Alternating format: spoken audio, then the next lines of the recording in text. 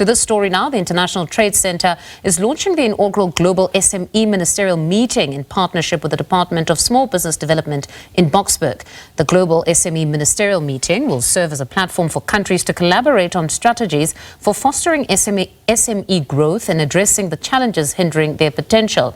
Liabo Setho joins us live from Boksburg with the very latest. Good afternoon, Liabo. Just tell us more about this initiative. Good afternoon, Mfundo. Well, on the sidelines of the ministerial meeting that you've just alluded to is the Startup 20s. You know that we in South Africa hold the presidency of the G20, and the Startup 20 is one of the little elements that are part of the G20. And every entrepreneur you could think of who is a trailblazer in the ecosystem is here today.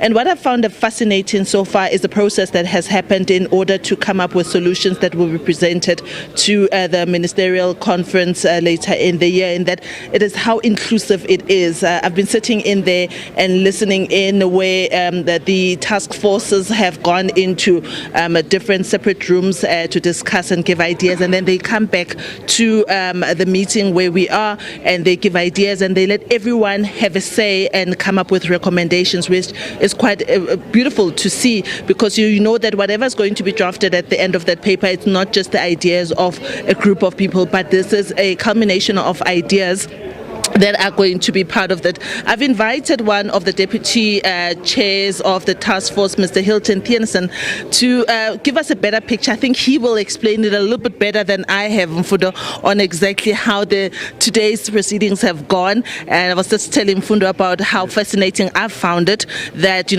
everyone is so included, and you have put up your hand, give ideas, and they're noted down and debated on. Welcome to SABC News. Please tell us more. Thank you, and good afternoon to everyone out there. Yes, I think we are very fortunate that we have, after 20 years, we have the G20 now on the African continent.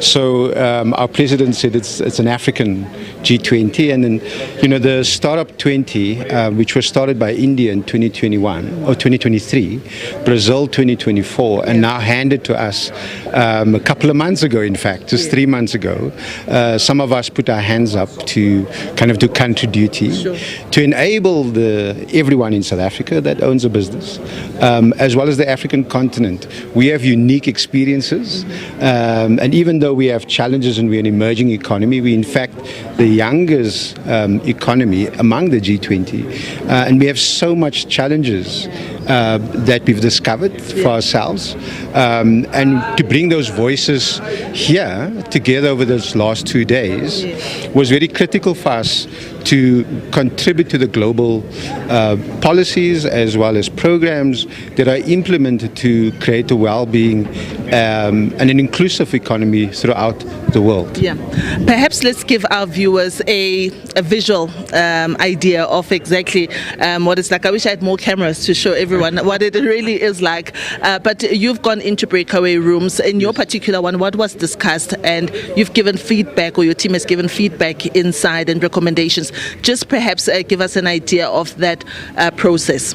Yeah, if people go to our website, they could see some of our focus areas that we have. We have 5 areas, and we are focused on, we are called the Foundation and Alliance Task Force. And in there we've taken 4 opportunities. Those opportunities are policy advocacy, particularly for startups. There's lots of red tape around the world that startups face around the world. And then we've also taken education and capacity development. And then was another one which was global networking. So we all want to trade internationally. Yes. And then there was I figure a little bit of a buzzword, accelerating digital transformation, throughout the world. There's disparities. There's 3 tiers, in our opinion, of among the 20 plus 1 countries. And so in the tier 3, where South Africa sits among others, the gap between those tier emerging markets and the tier 1, which is the US and the Chinas, there's a lot of challenges, and we as South Africa, and over the last 2 days has been deliberating, and we've been planning on how do we fill that gap, how do we narrow it, but also, in some of the worlds they have, for example, AI, and we have nothing here. Yeah. So how do we use this policy opportunity that bridges that gap?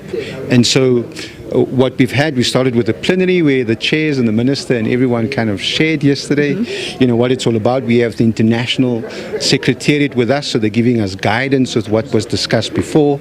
We have the opportunity to get 2 or 3 or 5 critical things, as we call it, catalytical recommendations that could change, and bridge that gap for us. But, we have over 300 people that joined, contributed, and to get all those voices, we had to break up into rooms. We had to facilitate, in our task force, for example, in foundation and alliance, there's 3 things that came out clearly for us. Yep. Is that when someone travels from Soweto and wants to sell into Turkey, they need to go to a space where everything is made easy for them, right? Yeah. And so this idea of regional nodes, right? Then and in the education capacity, of course, we all want entrepreneurship. I'm so sorry. I have to cut it there, but we're definitely going to be coming back to you. That's Hilton Theunissen. Unfortunately, I had to cut him short, but I'll be continuing this conversation with him off camera, and I hand over back to you in studio. All right, Liabo, thank you very much. We trust you to give us a summation of all the happenings there at that specific event. It's the inaugural Global SME Ministerial meeting taking place in Boksburg.